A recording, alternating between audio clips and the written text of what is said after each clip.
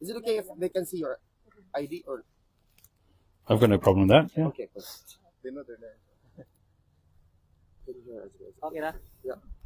Just not my paunch. Anyway, let's go. Attorney, Good morning. Good morning. Yeah. How's the... Former President Duterte is in good spirits, as usual. He's always happy to see his defense team. And we're working on his case. Thank you, sir, for that.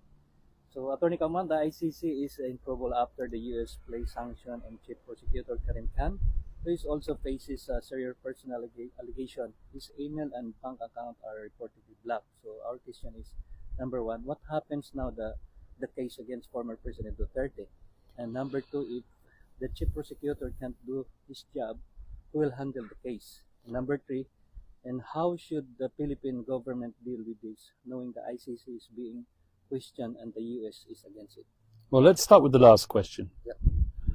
I think that the real prosecutor in this case is actually in Manila, sitting in his palace. He's the person who threw President Duterte over here to The Hague. He's the person who used the office of the prosecutor as a tool in his political campaign, and it won't work.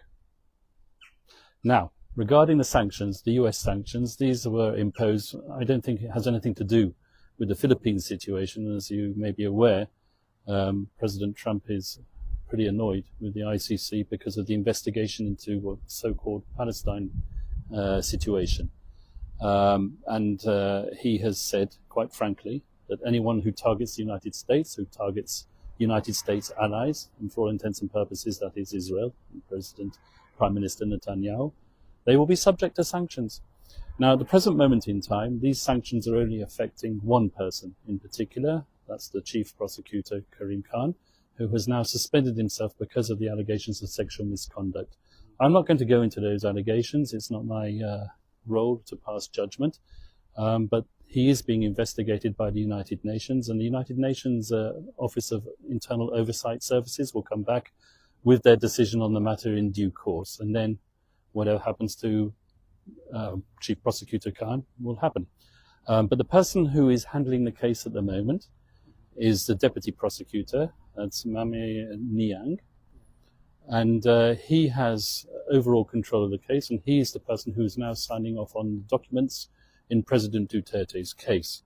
However, on an operational basis and on a day-to-day basis, the person interacting with the defense is an experienced American prosecutor. I'm not going to mention his name, but he's a professional prosecutor.